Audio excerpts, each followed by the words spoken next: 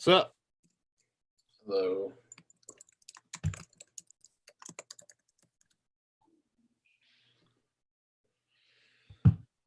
Okay.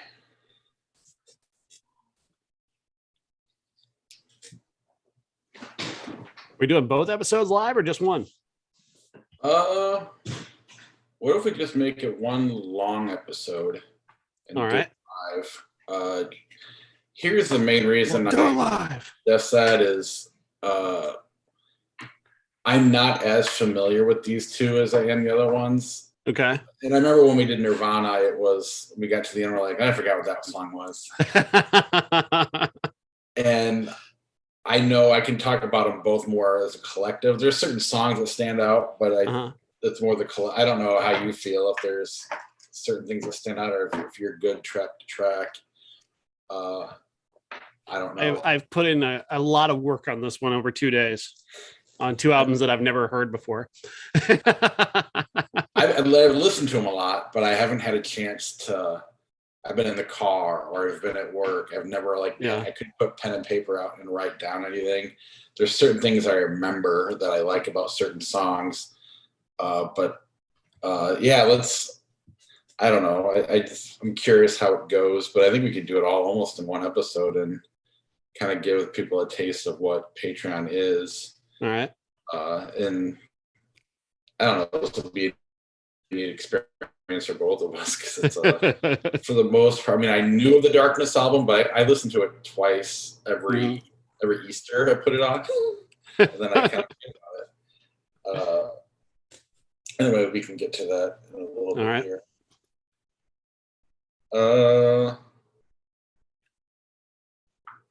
Are you ready to go then, or?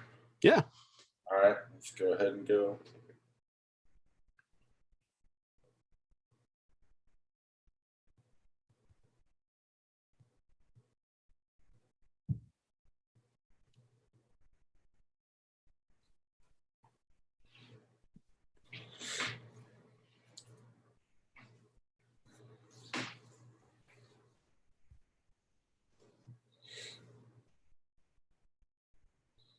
Welcome to the Everyone's a Critic movie review podcast. I'm your co-host, Bob Zarrell. With me, as always, is professional film critic Sean Patrick. Visit us at ihatecritics.net, everyone'scriticpodcast.com, on Facebook, Twitter, Instagram. The handle's CriticsPod. Listen to us on Apple Podcasts, Google Podcasts, Spotify, Stitcher, Alexa, all your podcatchers. And then catch us live on YouTube every Monday evening between 6 and 9 p.m., give or take, Central Time. Patreon.com/criticspod is the best way to support the podcast. And this week's episode is a kind of a bonus episode, even though it's our regular episode. We're going to skip this week because last week we watched a movie called Everything Everywhere All at Once. Is that what it's called? And I don't know. We've learned something from that movie. One, we could talk about it again, and that'd be a great episode. And I'd do that. Two, there's just something that, when you disagree with somebody, they just said be kind, and there are certain things that came out this week that we disagree with, and rather than be harsh and go, we're going to skip over them. We're just not going to do them. And we're going to try to give you a Patreon bonus episode to give you guys a taste of what you've been missing, or if you haven't heard them yet. We have done several episodes. We've covered Nirvana, the Beatles, Metallica. And this week we're going to kind of cover two more bands that neither one of us are that familiar with.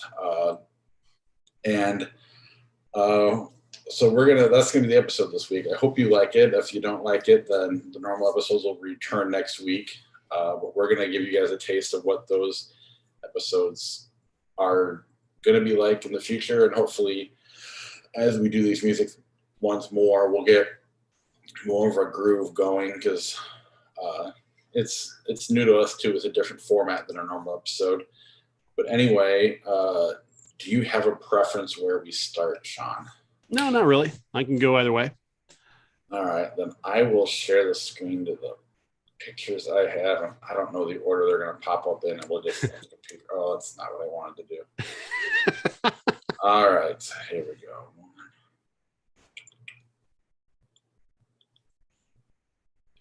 and let's see what the computer screen shows us. Looks like we're going to start with The Darkness. The Darkness is I guess, would you consider them a one-hit wonder from like the mid-2000s? Generally speaking, I mean, in England, they weren't. In their home country, they were huge. Like every record they put out was a big thing. And when they broke up, it was major news. Here, people only know The Darkness for one song. I Believe in a Thing Called Love is the only thing that anybody knows, and that one's almost going to be 20 years old next year. I think 2003 is when that came out. It's hard to believe, so right? Old. We're so old. But at least that was a song that a lot of people remember and really love. But The Darkness has been going at it for years, and they did take a long leave of absence. The lead singer developed a drug problem and left the band and got healthy, and then they got back together. And getting back together, they've done several albums since, including this one, which was released in 2019. Yeah, and every religious holiday, and I'm not proud to say this, but it's something my friends and I do, is we'll send texts back and forth of the most offensive way to say Happy Easter or Merry Christmas. And I was scrolling Instagram, and one of my favorite new bands called Hailstorm was actually, they had this in their story and they were listening to it, and I was like, oh, that's funny. So I just downloaded the one song. I'm like, holy shit, this is actually really good. So I got the whole album, and I'm like, wow, this is amazing. And the last 2 years, or 3 years, I guess it would be now, it's kind of my Easter record that I listen to around Easter. But that's how I came across this record. And then as Sean and I were deciding what to do this week, I was half joking, and he was like, just try it. And I was like, God, I hope he likes it. God, I hope he likes it. God, I hope he likes it. But I don't know. I love it. But here's the track listing on our YouTube page. And do you want to get us started? Yeah, Rock and Roll Deserves to Die is the first song on the record, and it's a perfect classic rock song that is just a declaration of purpose, if you will. You've got a band here that Rock and Roll Deserves to Die is just them observing every other rock group on the planet and just giving them the middle finger because we're better. We're the only rock band in the world, and you gotta that throwback arrogance to the 1980s is just a beautiful part of what The Darkness does.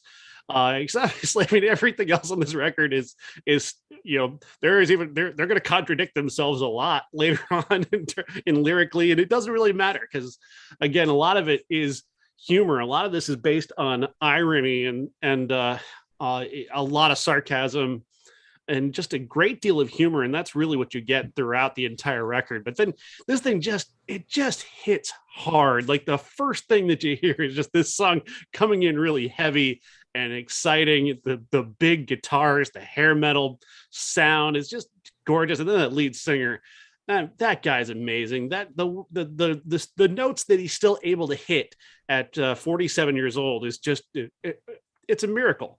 And considering all that he's been through, it's miraculous that he's still been able to keep his voice the way he has.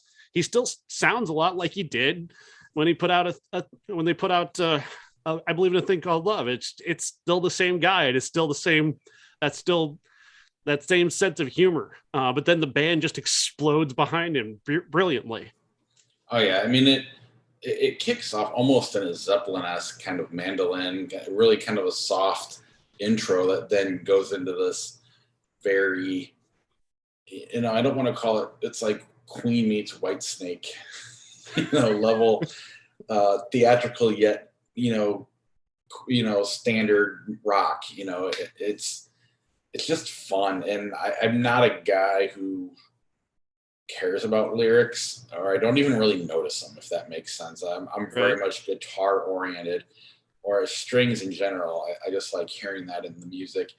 And I think the riff's great. I think everything about the song is great. And his voice, I know it's cheesy, but I think it's fun. And I think it's almost borderline Tenacious D, Steel Panther level of cheese. Not quite there. Right. a little bit more serious than they are, but it's still fun. And I just, it's hard for me to understand how you couldn't like this. One thing you said to me in the messages, and maybe you'll get to it later on, is that when you heard these songs, you felt like you'd heard them before. It was like they were already comfortable. Yeah. A lot of times when you listen to a new record, it might take a time or two. This is one of those records where you just feel like you've already heard it as you're hearing it for the first time. And, in some ways you could say it makes it a little formulaic, but to me, I don't know. I think that's a good thing in this scenario. I think the hooks are perfect. It's not redundant. It's not like it's a Whitesnake record. It's a combination of a lot of bands I like kind of mixed into one. And I think this is a great cheesy way to get it kicked off, especially when you're combining bands like Zeppelin and Queen with Whitesnake. It's amazing. It's a hair metal rock song, but it's also a deconstruction of hair metal rock songs. It's fucking great. I love lyrics. Lyrics are my favorite part of any song, and this one's got just some killer lines. But one that really just that really hits me when I hear it is he's talking about all tattoos and no scars. It's just calling out every rock star for being soft. It just makes me think of those guys who get like barbed wire tattoos. Like you just want to put real barbed wire on there and really see how it feels. Right. And if you're watching us on YouTube right now live, Sean will go on to say, mentioned earlier that they go on to totally contradict themselves with a song like "Choke on It" at the end is like the song they're talking about. Right. But I also love the versatility on the album, which we can jump right into the next song, "How Can I Lose Your Love?" Not like the first song, but it's equally as good. But it's like a Poison level power ballad in many ways. It's fucking great, and beautiful. It's a beautiful song when you break it down. Yeah, I mean, for me, it's even like I actually kind of like it better than hair metal because I do hear that 70s rock. Only it's like if Zeppelin and Queen existed, but they had Guns N' Roses before them, so like they could be influenced by that, or because it's not, the lyrics are definitely cheesy, but the music itself isn't as, I don't know, there is an element of Brian May and Jimmy Page that I hear in the guitar playing. It's not just simply CeCe DeVille or Richie Sambora. It's these iconic guitar riffs, and you can like hear every string no matter what they're playing, and that kind of went away in the 80s. And that's the big difference for me, is that it's a little bit more musical than they were. Though they were very show-offy in the 80s, so they were great players, don't get me wrong, but there's something to the song and it's just a little bit different and a little less, I don't know, formula, I guess would be the word I want to use, because you just really never know where they're going to go, which maybe is why I like it so much. Totally unpredictable. I love that chorus is fantastic. Like, how can I lose your love if I'm still trying to find it? I mean, that's a legit great lyric. On top of being clever, it's a legitimately great lyric. Yeah. Let's move on to "Live Till I Die." This was kind of a standout for me, and this is one where the lyrics kind of did jump out at me. I didn't write any of them down, but early on, just kind of seemed more autobiographical. I don't know when he was born, but it seemed like he was. I don't know. I don't know what I'm trying to say. What did you think about the song?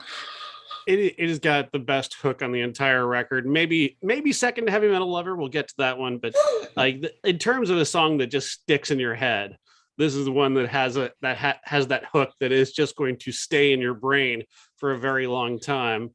That "Live Till I Die, Laugh Till I Cry, Live Till I Die, Laugh." That's going to be in my head forever. I'm never going to get rid of that.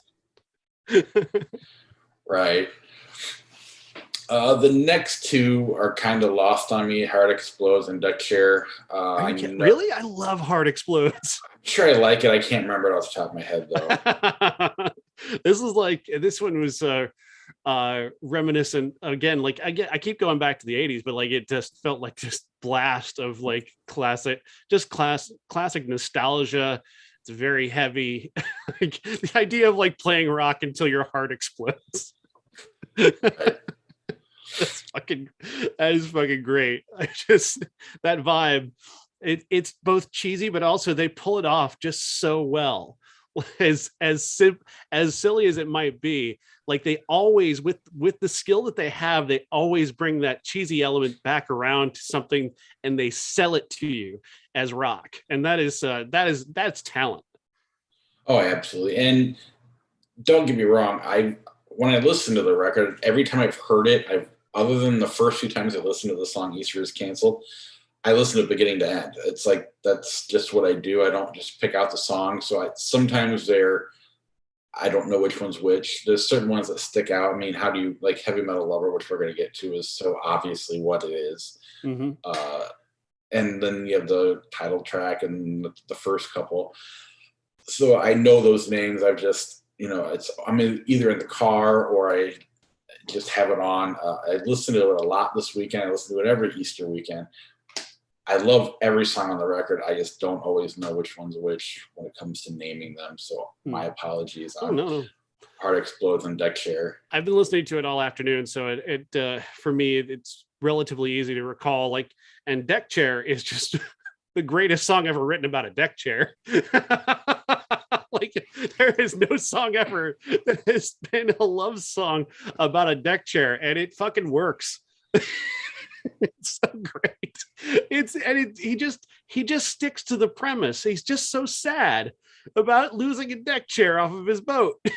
It's the deck chair. It's his poor deck chair, the one that has always, held his butt.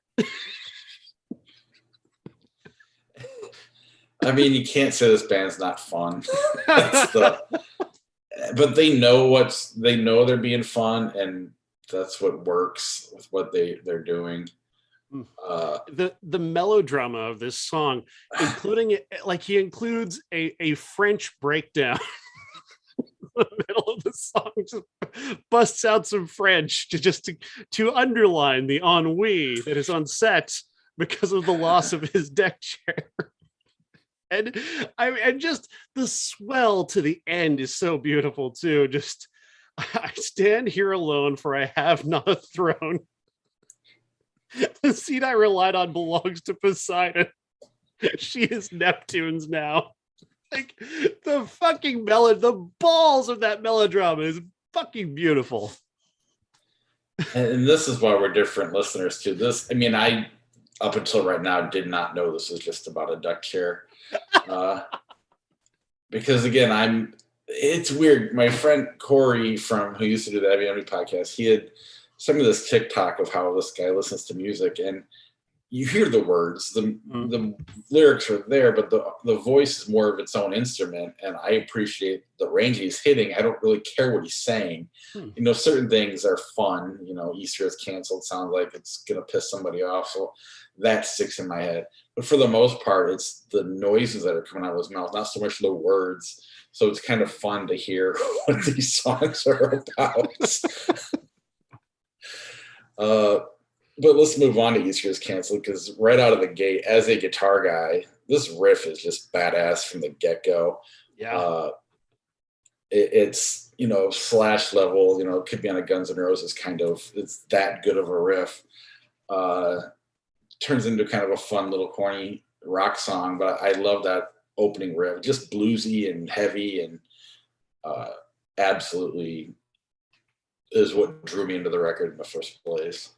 It is a great rock song, and with a great, amazing riff to open, and then of course those classic themes of criticizing religion and criticizing, the hypocrisy of religion. Easter is Canceled is definitely a provocative phrase, but he's going even further, basically singing him part of it as if he were Jesus, and then he's the devil, then he's the guy killing Jesus. Like, it's just, he takes it through numerous different ways to interpret it, and it's just kind of wonderful that way.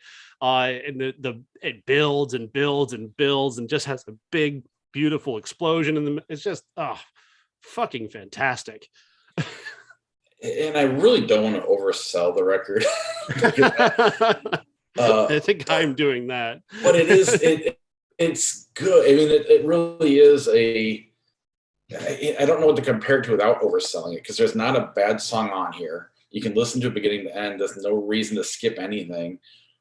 And when we get to Heavy Metal Lover, which is next, like, it's not Bohemian Rhapsody, but it's the next level down. I mean, it's this kind of really crazy, cool rock opera thing that they're doing that I think is just phenomenal, but you'll do a better job of explaining it.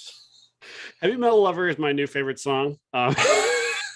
It's amazing. I love this song so much. It is so great.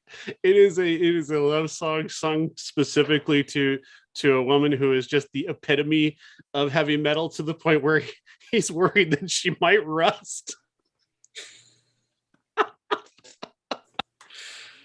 So metal, I worry you'll rust. It just kills me. I heard that line, is like, this is my favorite song now. This is the one. But it's all, I mean, just the imagery is so strong, like lyrically, like he creates this woman in your head of what she looks like, even her pajamas are black. Like, everything about her is just the most metal thing you can think of. And it reminded me, it's both like a Kiss song and a complete deconstruction of a Kiss song in many ways. Like, it's a critique of like how shitty a Kiss song is. And like, here's a Kiss song that's really, really good. That's funny, because I mean, it's almost a ballad at times, Mm-hmm. like for most of the lyrics, and then it just jumps into this metal riff. And then they end on a nice little metal breakdown, which is even better. And it's nothing like anything else on the record. I mean, it's like metal. Like, if Kiss were to try to play a Metallica song, that's probably what it would sound like, if that makes sense. Or because it's fast and it's heavy metal, but it's almost funny the way they're doing it. Like, they're just like, we have this cool riff. We don't have a song where it fits. Let's write a song about people who like this music and just play the riff because we like it. And I mean, and I don't know what they really did, but it just, the way it transitions it's not even really a transition, just it pauses and then it goes into the heavy stuff. Then it pauses and it goes back to the soft stuff. But it works in a weird way, which is so does. The final few lines are just about her, the way she cuts meat. She's cutting meat. God damn it, that's fucking brilliant. Yeah, and part of me wants them to be like serious, like Spinal Tap level, like they don't know they're being corny and fun. They clearly know what they're doing. Oh, absolutely. This is fully calculated. Which in a way is even neater, because I don't know, some parts you want to laugh at them, but the other part is like, they know what they're doing. They just knocked it out of the park. This isn't fair. It's just too good. I don't know.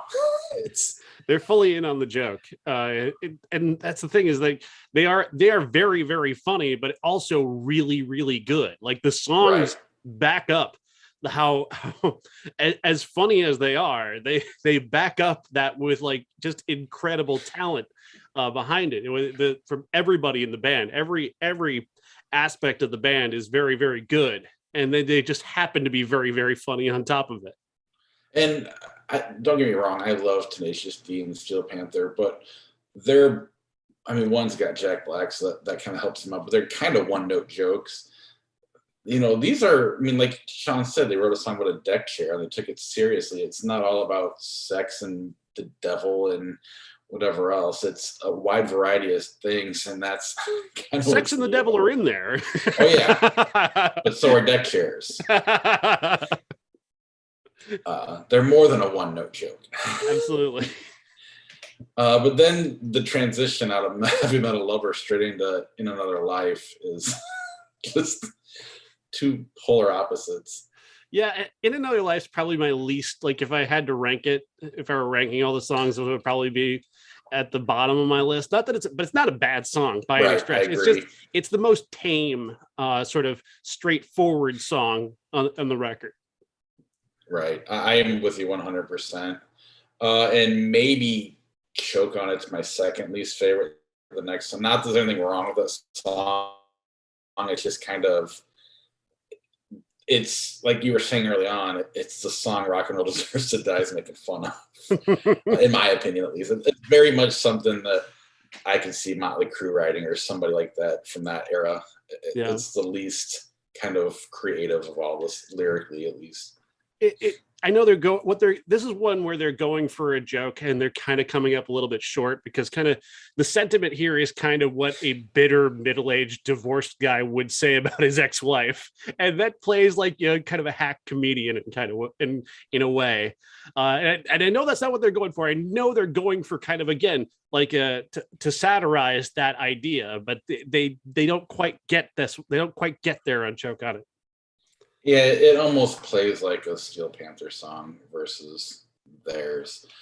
But then you move on to the last track, We Are the Guitarman, which I actually really like. I just think it's a fun little corny ballady rock song. And again, we're talking about the hypocrisy before. You know, you start with Rock and Roll Deserves to Die, and you come back around to a song that is long, that basically has the lyric "Long Live Rock and Roll" in it. Yeah, which is pretty great. And I mean, just the ahs and the so beautiful. It is a great song though, and it does because every rock record of the 70s and 80s kind of had a song like We Are the Guitarmen that celebrates, you know, being on the road and being a rock star and all that comes with that. And, you know, the guitar is an extension of my soul is a sentiment that's, you know, pretty typical of that day and age. So it definitely fits, but it also does have a little bit of that edgy, you know, the darkness feel to it, because there is that sort of sense of satire coming through as well of that idea. Like it's going over the top. Like, you know, you say you're connected to your guitar, but is it an extension of your very soul as it is mine? Right. They play this with this level of arrogance in a comedic way. Yeah. That, you know, Spinal Tap made fun of, but they do it very genuine and like, they're not, but they're playing, it's just more genuine and less like, I don't know what I'm trying to say. It's definitely a joke, but they buy into it and they just go with it and they run and just have fun, but it's not so over the top where they're a comedic act, you know. It's one of those perfect needle points that you know, that points right into the hypocrisy of records just like it. Oh yeah, I mean, I'll just go off into a little mini tangent. I've went to a lot of concerts in the last 4 weeks just because COVID, and now they're all back. And I mean, I've been to Peoria, Des Moines, like it's been like 10 or 11 concerts. It's been a lot. The last one we saw was, I just been trying to get my kids to go and get into some of the stuff I like. And I went to a band I normally wouldn't go see because I'm not really a big fan of them. And they walk out on stage with the lights behind them and they just stand there and pose and look out at the audience. I'm just like, oh my God, these guys are the biggest douchebags in the world. Then they play the entire set to a backing track. It was awful, but my kids loved it, and it's the future of rock and roll, I guess, unfortunately. But it just reminded me of this song, just the way they walked out, like, yeah, we're the Guitarmen, and just kind of looking at us, soak it in, you know, almost pro wrestling-ish, only I don't know if they were in on the joke or not. Maybe they were. Yeah. I don't know. I'm being extra harsh on this band, but they did do a great tribute to Taylor Hawkins. So there's that. This runs through We Are the Guitarman, but I actually listened to the extended cut of this record with a few more songs on it, and one of which is called Lay Low. You know, Lay Low? Yes, I do. It's basically like a riff on what's on Stefan from Saturday Night Live. It's like they create this universe where there's this bar you can go where the darkness is the band that plays there, and they've got both the Delavines and Rita Ora. It is a wonderfully brilliant comedy, piece of comedy, and it's probably the most like intentionally funny song, which does keep it kind of in a notch below, say, Heart Explodes and certainly Deck Chair and Heavy Metal Lover.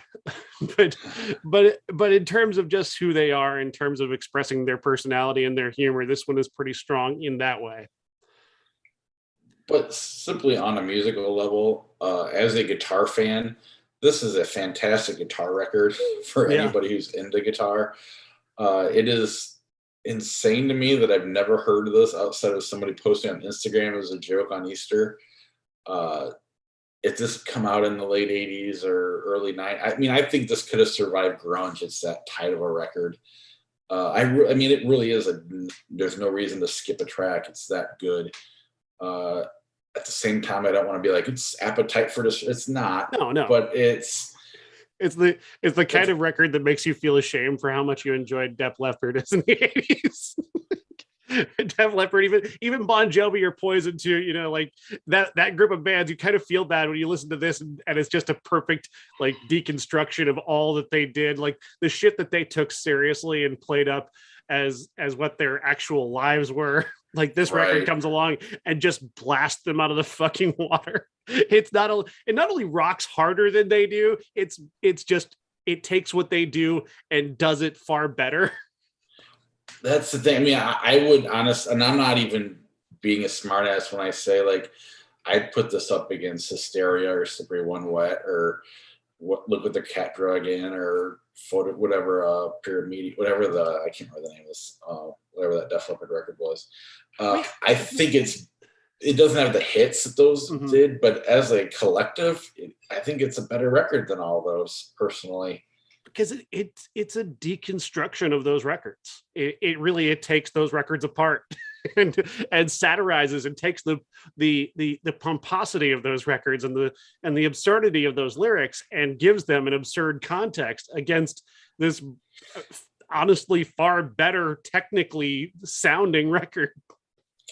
Right. And when I hear it musically, I don't hear the 80s. I actually hear the 70s just with a little bit tighter guitar, you know. That's about it. That's kind of what I hear when I hear it.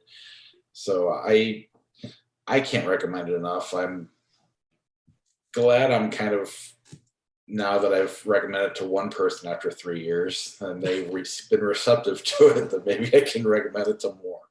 So that makes me feel better about liking this record. I mean, I'd go to, if they were touring the US right now, I'd jump on it right away.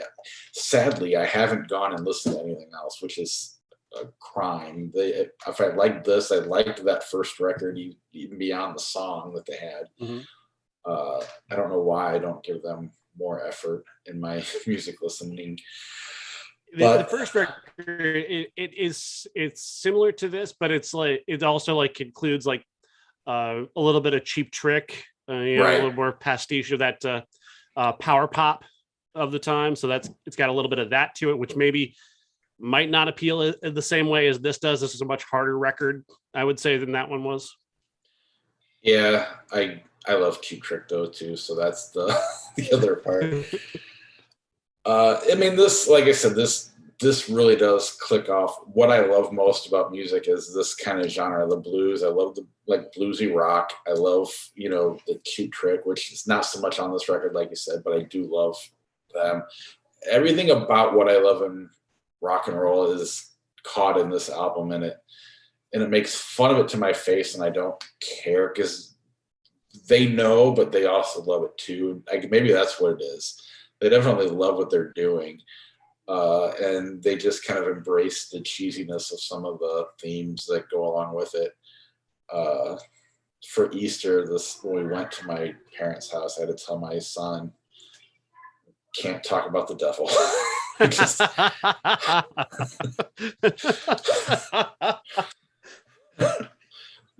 we don't really worship the devil. We just like heavy metal, and they sing about it a lot. But you can't talk about it in front of your grandma and grandpa because they will not be happy. Just to tangent on the Easter thing. I think I saw 5 different people do the same TikTok where they did this green screen, like there's the Roman guard standing in front of the cave where Jesus is, and the guard starts to sing "Come and Get Your Love."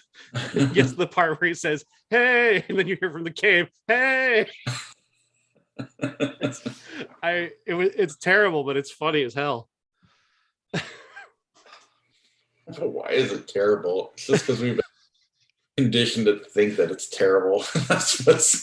It's apparently the most offensive thing ever, when really it's anyway. Yeah, Easter. I think it's terrible that everybody did the same joke. Yeah, that's the worst offensive thing about the terrible part. Right. But again, Easter is canceled by the Darkness. A phenomenal record. Everybody should go listen to it. Especially if you're into rock and roll. It encapsulates everything. It blows my mind. This came out in 2019 and nobody noticed. Yeah. that is such a shame. All right, let's move on to our next record, which is nothing like The Darkness. Easter is canceled.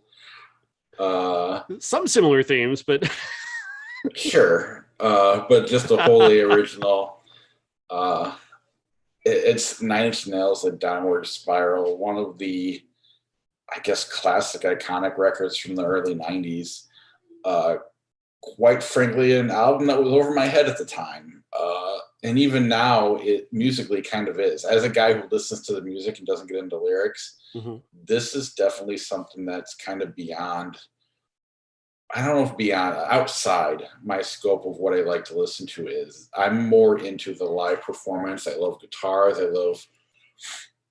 love the musicianship. And there is musicianship here, don't get me wrong, but it's very much more about the recording and the process of orchestrating the songs and the themes and the record as a whole, which is outside of what I like a lot of times.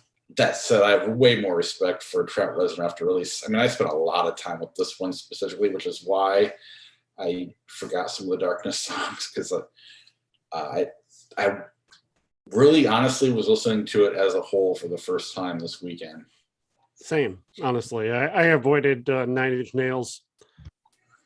I avoided this because it was just so dark, and it was 1994. You know, I don't know if Cobain had killed himself by then or not. So it was already like, there were already tough times, and then this comes along and is the darkest thing imaginable, and it was not easy.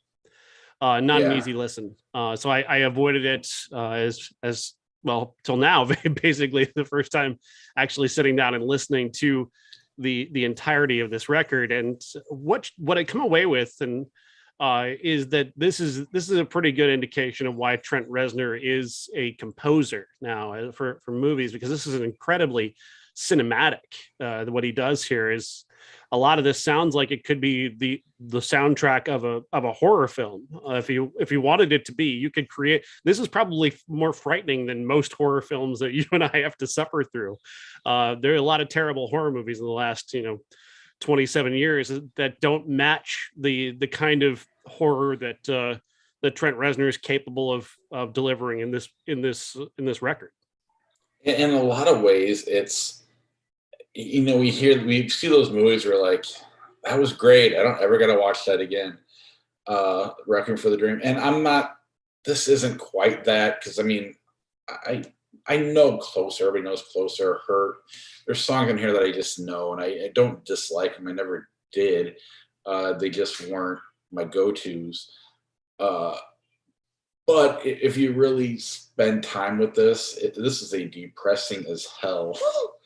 I mean, this record's basically a concept album about a guy just going down the downward spiral through depression to the point where he kills himself, and then the record ends. So I mean, it's a depressing record. At the same time, you look at the stuff that was coming out in that time period and what it got lumped with, it made no sense. It's not a metal record. It's not. I know he went out with Marilyn Manson and he kind of found Marilyn Manson out, but they're nothing alike, really. This is way more composed. I mean, even the new metal stuff that kind of came after this and Tool and everything, this is just its own little lane. It's almost like David Bowie met Frank Zappa and made a record. Pink Floyd The Wall was a big influence on this specific record. But anyway, let's try to dive in and deconstruct it as best we can. Yeah, so Mr. Self-Destruct is pretty straightforward. It's a guy who's I think you could obviously find the drug influence here. Like this is a person who's been using a lot of drugs and is it's not improving their depression, and it's just kind of taking him further and further down this downward spiral. And it's an amazing way to start a record because it just comes in really heavy and disorienting and disturbing right off the bat. You're never going to be comfortable listening to this record, not for 1 second. He's not going to let you relax for a moment. Everything is just noise, and not a bad way. Like, I can understand why people do want to listen to this, and I certainly absolutely. I get the appeal of it. I was definitely feeling this record from the beginning on, and it is damningly effective. It is also, it does, I can understand people who might even work out to this a little bit. It gets a little bit dark, so I understand, like, people who maybe enjoy a little bit of extra pain might like this a little bit. There's a masochistic quality to it that I can definitely understand the appeal of in some ways. But yeah, it is a powerhouse way to start a record. Oh yeah, and and I'm kind of talking about the album as a whole here, but like back to the working out to it, he almost fucks with you if you're gonna work out to this, because it'll be heavy, then it'll slow down, and it's definitely way more cinematic. But you're right, there's definitely a groove at times where you're just like, I can see why this would get you going, and then you throw the masochistic stuff in there, which does help out when you're working out. I mean, the whole thing's a full-blown work of art, and that's kind of, I came away with a ton of respect for them, specifically Trent Reznor, after this. Mm-hmm. The next song, Piggy, is one of my favorite songs on it. I don't know why. It just kind of is it just sounds messed up from the beginning. I couldn't help but think of getting into the mindset of like a school shooter listening to this song. It is disturbing just how much you can get into that mindset of, like, oftentimes, as much as this is about like seemingly a concept album about this one guy and what's going on in his head, you could almost transplant this to like the mind of a serial killer who's, it's like the soundtrack of somebody who is preparing to do something horrible. He's taken a victim and he's going to do terrible things to them.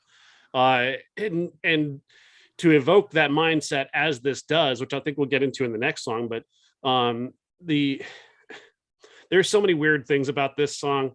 I was reading about the background of this song. The fact he wrote it about one of his band members, apparently, whom he called Piggy, one of the band members who left early on. Was it the Robert Patrick guy? I'm not sure. I can't remember his name. He went on to start Filter. I think. Filter, yeah. That guy's a dick. Anyway, go ahead. Well, that's who the song is about. So, but also just to underline like the point about killing and killers, this song was written and recorded on Cielo Drive. Right. In the house. In the house, where like literally Susan Atkins wrote the word pig on the wall of this house where they recorded this song. So that is kind of it's Yeah. very, it gives it an extra bit of disturbing reality to it.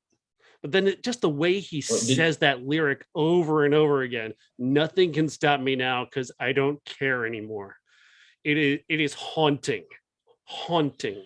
did you read about when he met Sharon Tate's sister? No. Uh, because they basically recorded the whole album in the house where she was murdered, Yeah. and when he met the sister, she's like, I just hope you're not trying to exploit the murderers. And the reason he was in there was, probably,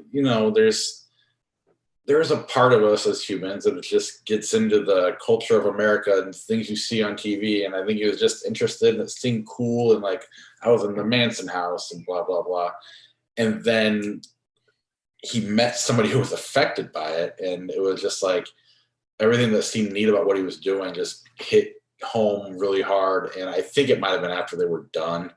But I think he kind of regretted a lot of being there, because also, what if it was his sister? What if Yeah. And that was neat to read. He did that in an interview, I think, a few years back, talked about that. But I mean, it truly is messed up. I mean, I think they called the studio Le Pig or something like that, because that's what she wrote on. And again, they were young and stupid. Yeah. But at the same time, incredibly smart when it came to music and art. And all that mixed together is just uncomfortable. And at the same time, it's hard to turn away. Really, truly. Yeah. It's one of those things. It's so powerful. You can't turn away from this song. Right. Let's move on to Heresy. Yeah, Heresy. This is, again, going back to the horror movie thing. This is a song that I was telling you in a message that, like, the movie Nocturno, which we saw earlier this year, I really think you could edit this song to the images in that movie and create something truly terrifying. This is a horror film of a song, and just fucking terrifying to listen to at times. The noise and the industrial sound and incredibly cinematic imagery. And that's when I hear songs like, I mean, really the whole record, but this one in particular, it's just like, where do you come up with, like, why are you doing that, and how did you get there? That really, when I listen to music, I like to think about that. And when I used to interview rock stars, that's kind of where I would go. Guys like Trent Reznor are the most intimidating for me, because I just don't, it's like a filmmaker, like I could never get in the head of a David Lynch or a Terrence Malick. Like, it just doesn't make sense to me. Some of it I love, some of it I hate. And here it's the same kind of thing. It's just like, where do you even think of this stuff? It's the sound. It's not even words or a plot. It's just noise and music and art. And it really is kind of fascinating and really just impressive.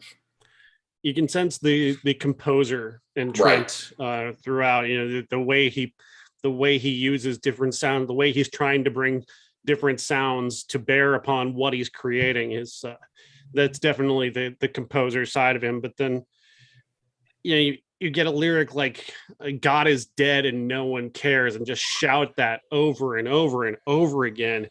It becomes oppressive. It becomes as depressing as it sounds. Even if you're somebody like me who's an atheist, like, just hearing somebody shout in that Trent Reznor voice, God is dead and no one cares, it feels empty. It feels horrific. It feels like the absence of something.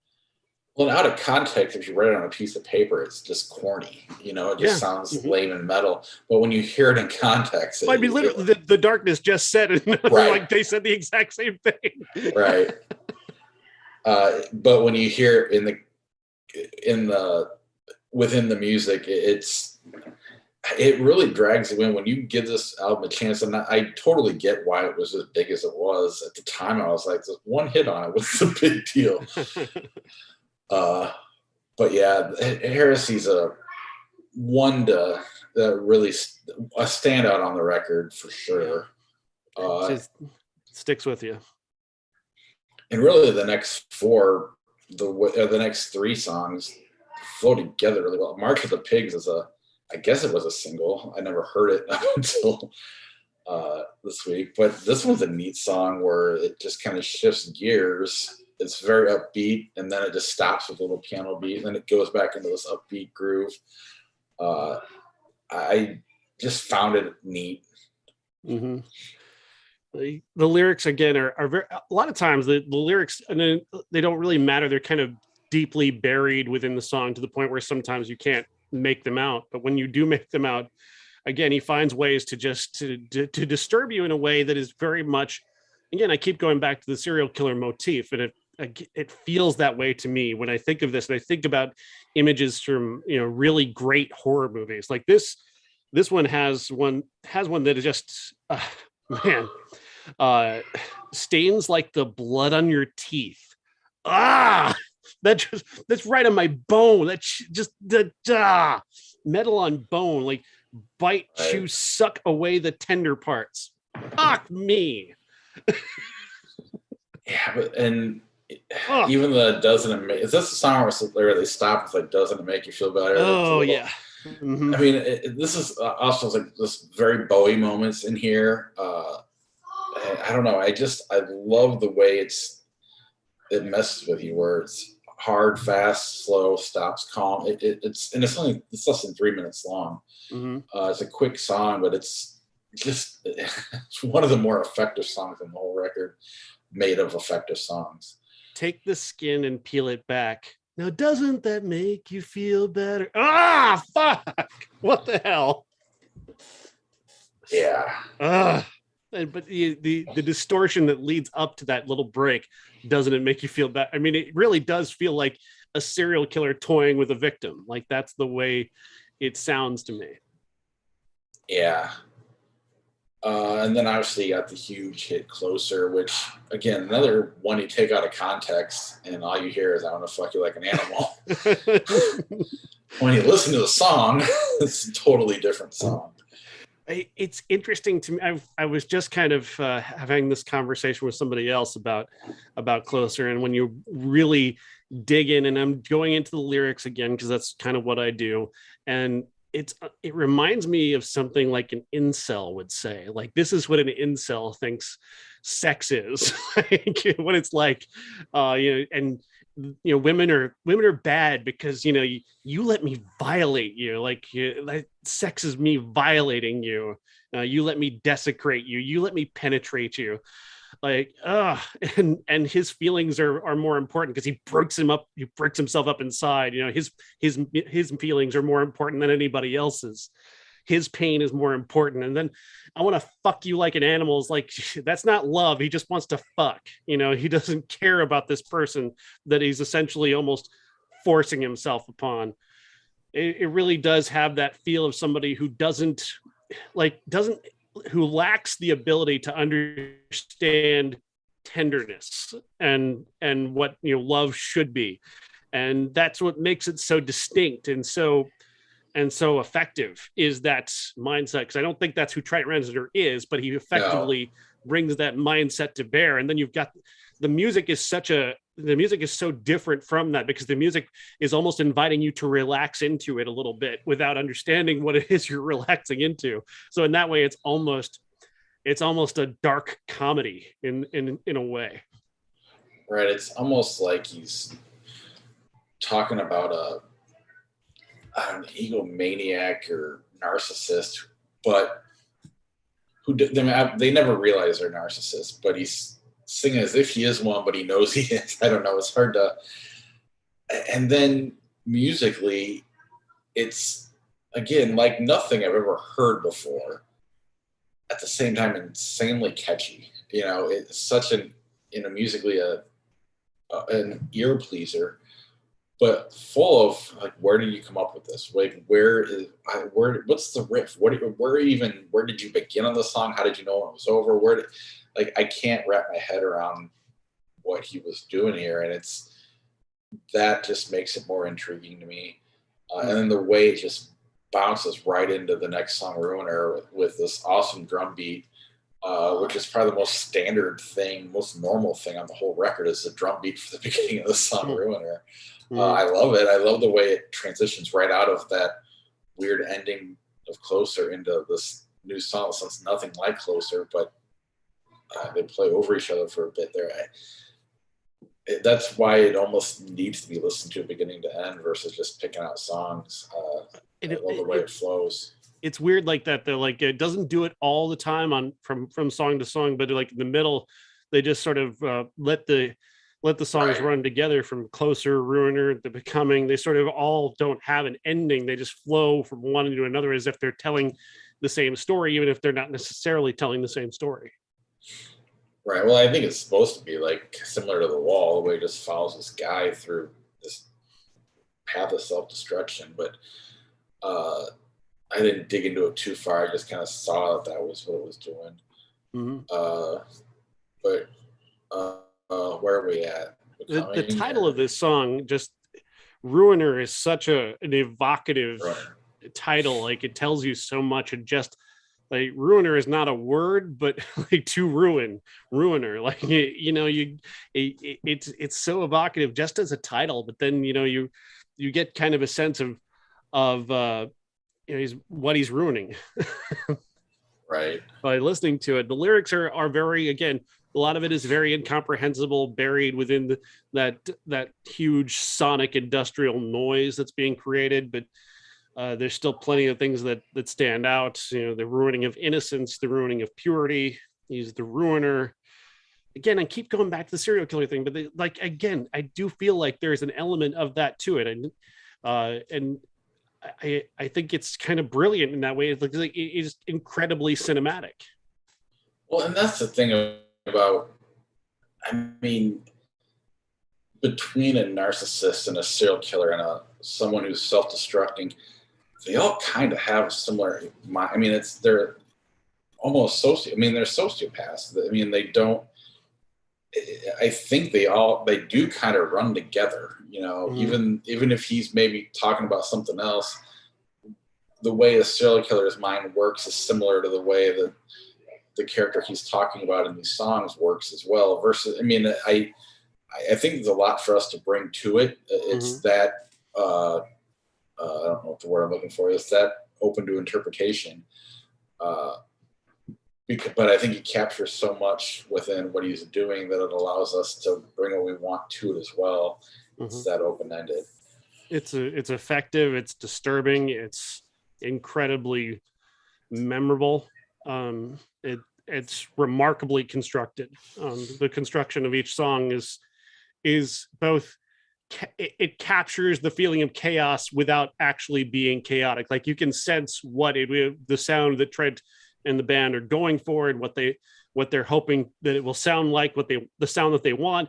At the same time, it sounds so chaotic and so effective of disorientation. You can't help but feel disoriented throughout the entire record.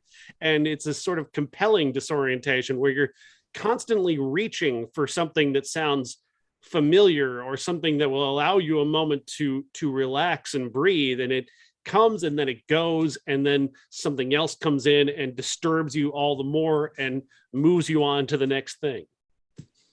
And similar to like a Pink Floyd, or back to movies, there are certain movies when we're doing the flick chart, we're like, well, I like it, it's good, but it's homework. I can't listen to this the way probably people did when I was in high school, or a very surface level. On the surface, I get why people would like it too. There's definitely an upbeat groove. There's memorable songs. It's dark, and people like to be dark. I can't not get pulled in all the way on concept records like this. I love Pink Floyd, but it is a process for me to listen to a Pink Floyd record. I can't just pop on comfortably numb and move on. I want to hear the whole thing. I want to put Animals on and listen to the whole record. I know that's on The Wall, but I like Animals better. Same thing here. This is it's always going to be work for me to really, I don't know. I just got to get in the right mindset, and I got to give it the effort it deserves, which is why this probably won't ever be a go-to, but there'll be days where I want to. So if that makes sense. I can definitely, I could definitely add this song to my writing playlist. It's because it has a like a certain sonic forcefulness Right. to it that compels you, even if it can be on in the background and be something that is propellant for your thoughts and energetic, and it certainly kept my mind going while I was doing other things the second time I listened to it. No, I get that too, and I just I really thought I was going to hate this experience, so that's really saying a lot for me. all right. Are we on? I do not want this. Is that where we're at? Or Yeah, are I we think we're okay? in. I think that's where we're at. Go ahead. I mean, we're kind of repeating ourselves at this point because again, Right. it's the same sort of idea, but a lot of evocative ideas and industrial noise combining to create a song that is like for some reason I can't separate like sonically anymore, like what song sounds like what anymore. From this point on in the record, they all until Hurt, they all kind of sound the same in Well, a and it's way. almost purposely. They do Yeah. repeat riffs from earlier in the record again later on. Uh, I mean, I will point out Big Man with a Gun. I think that song got a lot of attention from the political side of things. He was constantly questioned on it, and they lumped it in with gangster rap multiple times. And they kept, like Bob Dole and other politicians kept referring to it as a gangster rap song, which shows you how big of idiots some of these politicians truly are when they decide to make a point. The song Reptile sticks out for me too Yeah. as a guitar riff that was, I think, earlier in the record too, but more predominant in that song. Were you going to say something? I feel like I cut you off. I was just gonna say about Big Man with a Gun. It's a parody of a guy Right. with a gun. Like it's not in favor of the guy with a gun. It's deconstructing the guy with Right. the gun. The it's really, I mean, if anything, he's more talking about his dick than he is talking about his gun. He's just calling it a gun, because I mean, he's talking about shoot, shoot, shoot. I'm gonna come all over you. Like that's what he's like. As it's about the gun as a metaphor for a penis, and Right. how silly that is as a comparison, because guns kill people and your penis doesn't necessarily kill anybody. So I think if you try and take this out of context and just look at it from the perspective of he's talking about guns.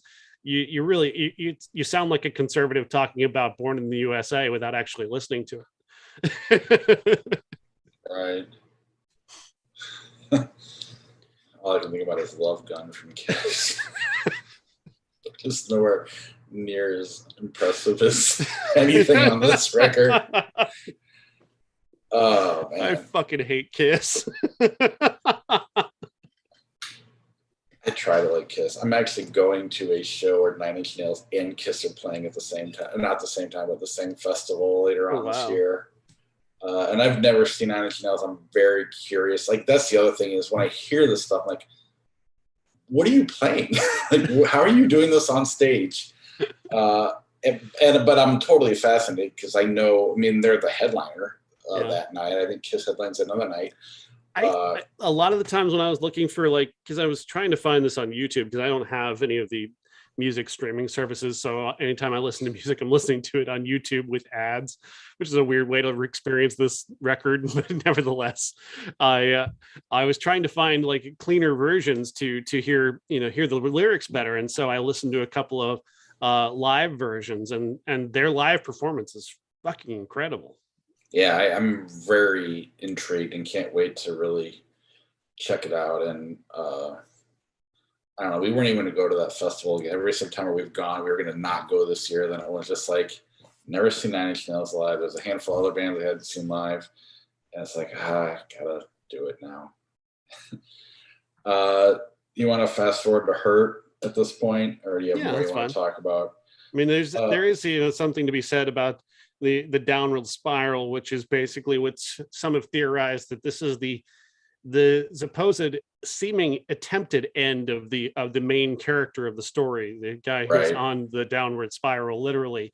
He's attempting suicide, and he does go essentially all the way towards killing himself. He talks about, the spilling so much blood from such a small hole. Talking about seeing everything, is all this blood coming out of himself. This really just deeply evocative and deadly sounding lyrics that are just, whew, it is an experience. That song is a fucking experience. Absolutely. And then there's Hurt. Obviously, Johnny Cash did a massive remake cover of it, huge hit. Actually, the first time I ever heard it was Johnny Cash's version. And I don't know which one I like better. I think I like this one better. The Johnny Cash one is it's great. Don't get me wrong, but it's very straightforward. And he makes the lyrics kind of cover what his life was, and it kind of fits.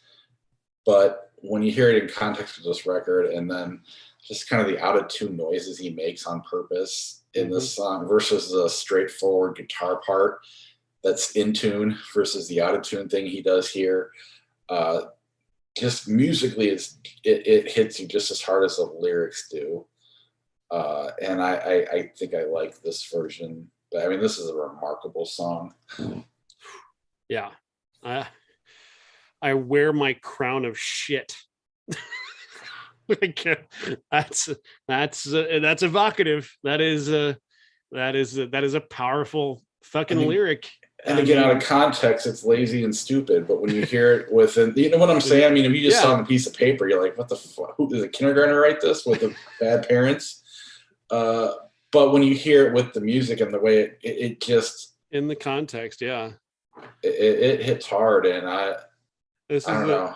Essentially what we're told, and again, this is just a lot of other people's interpretations, is this is a man who has attempted to kill himself and survived, and this is the kind of place where he finds himself. Hurt is his place where he is now after having tried to die and failing at it, and considering everything else that he's failed at thus far throughout the record, having failed at killing himself just is kind of the ultimate fuck you to himself, the universe. And that's where all this song comes together in that way. And it's awe-inspiring when you really kind of break it down into that level. And then, I mean, My Empire of Dirt is a great lyric. Like it encapsulates emptiness in a way that is, I mean, it's like a great piece of poetry. It's one line, but it's a deeply evocative piece of poetry. It evokes complete and utter emptiness. Right. And when I summarize this whole thing is, when we did Nevermind, obviously that's a great record. I also think, and I think two things can be true. I think Nirvana can be great and the most overrated band of all time at this. I think both can exist. I think we throw the word genius around way too much. But I think Trent Reznor probably is, musically. And he's not just, I mean, he's a composer, but it's not even like I can wrap my head around like what John Williams does. It makes sense to me. It's very popcorn. It's good. It's great. This is still, it's just so there's something more to it.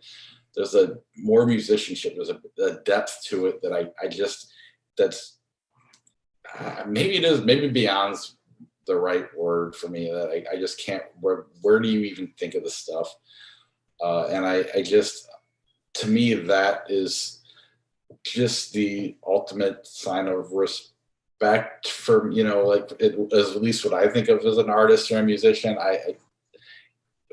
It's just so original and now it's been copied, and you can hear it in lesser bands by a lot.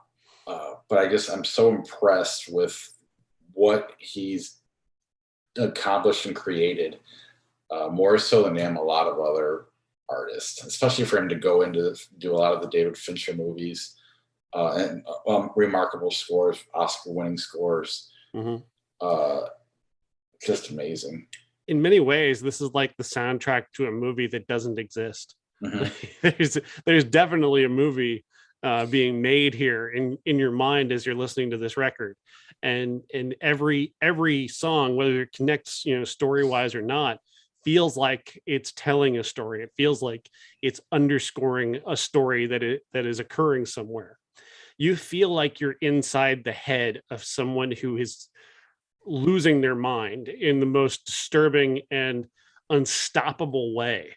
And that is to evoke that as well as this does is haunting and brilliant and beautiful in a way that that I really did not expect. I don't think I ever as an 18-year-old in 1994, there was no way I was ever going to appreciate this the way I do now. I couldn't possibly experience this the way I do now. It's totally.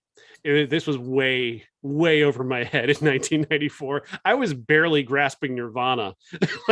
Right. I was recovering from being like a huge fan of Poison and Bon Jovi, which the great shames of my life. They're not shames. I love them. They're fine. They're but it's like chocolate versus a 5-course meal from a 5-star restaurant. You know what I mean? Like it's Poison and Bon Jovi are like a cookie. This is like a 5-star fucking meal. Yeah, but it's like it's one of those, it's a 5-star meal that you don't want to have every day. It's like you want it, like there's a special occasion for it. And that's when you need to get in this mood, or when you're in this mood, when you're feeling down. I like to dig in, and I've mentioned on the podcast before, I'll put on like Alice in Chains or whatever, just when I'm feeling just depressed or upset. This would be the kind of thing that I could see going to. Now, again, just musically, I like being in that environment when I'm feeling like that. I don't like the opposite. I don't like going to, and I think you're more the opposite of that. You like more the, watching that movie that makes you feel good about. I mean, I don't want to speak for you, but it's like Legally Blonde. I watch Legally Blonde when I get depressed. Right, and everybody just handles the depression differently, and we all feel it, no matter how where you're at. And this will definitely probably be one I turn on, because one I like. Again, I'm an album guy. I don't really do playlists. I have them. Usually when it's like I'm going to go to a concert and I want to make sure I know certain songs, so I'll find the set list and I'll make a playlist out of all the set list. That's the extent of how playlists work for me. Otherwise, I'm still the old guy that's like side A, track 1, do a lot of vinyl. I'll probably, if I could ever find this on vinyl, I'd probably get it. I'm going to do that as well. And interesting you mentioned that. I've got an interview that is dropping tomorrow on my Twitter feed and on my radio station, where I'm talking to the director of a new documentary called Vinyl Nation, which is all about the resurgence of vinyl. And that movie comes out tomorrow, actually, which we'll talk about it on next week's show. It's a pretty terrific documentary. The director is really cool, but it did inspire me to want to have a brand new record collection that I'm probably going to begin with this and The Darkness as the first two that I buy. I actually have The Darkness on vinyl. Easter is canceled. I did not listen to it again. The one time I tried to, I got guilted into not going down to listen to it. And I'm not trying to make anybody feel bad, but I feel guilty. But this is definitely one that, this should be held, alongside The Wall and Dark Side of the Moon and Aqualung and Court of the Kings and Crimson King, all these great concept albums. It's more than just like deep dark depression music. It's more than just it's more than just the surface levels of how powerful it sounds, the impressions that people have of it, the surface. It's way much, so much more than that. It is not a record that you want to experience all the time, or at least I don't. But it is a record that while you're experiencing it, it is powerful, evocative, emotional, and exciting, genuinely exciting to listen to. And I'm repeating myself, but it's just insane to me that where this gets lumped in with the era of music that it came out with, with Marilyn Manson, even White Zombie and Korn and Tool and all these other bands, that they all were together. This one, these guys should be off to the side as their own, like where Pink Floyd was. They didn't need to be with Zeppelin and Black Sabbath. Pink Floyd was Pink Floyd. Mm-hmm. And that's really where these guys were, Nine Inch Nails, and really Trent Reznor. This record is like it's ahead of its time in so many ways. It came out at the weirdest point it possibly could come out. But at the same time, I can hear bands like White Zombie or even Rob Zombie and Static X and all these taking stuff from this and popping it, making it very pop. Mm-hmm. Taking I don't want to say taking the art out because it's all art, but taking the substance out of it and just making it more popcorn. And it doesn't bother me. That means it's great, because if you're doing that means it was great to begin with. So it's funny how copied they've become. And I never really even noticed it till this weekend. That is an interesting point. The stealing from this record is pretty heavy. Yeah. All right. Anything else before we wrap up the show? What do we got next week? I know go ahead. This is what you're going to get on Patreon with discussions of the Beatles, Abbey Road, with the discussions of It Smells Like Teen Spirits and Metallica's Black Album. This is the kind of stuff that we're doing there with this, with the Patreon, with the music. And I know that this has been your passion for a very long time. You're still even doing interviews, right? Well, I did one for a friend online the other day. I'm not doing what I used to. I want to, but it's too stressful for me. Like, it really does take. I'm very shy. This is hard for me to begin with. Or throwing YouTube and all this stuff into it.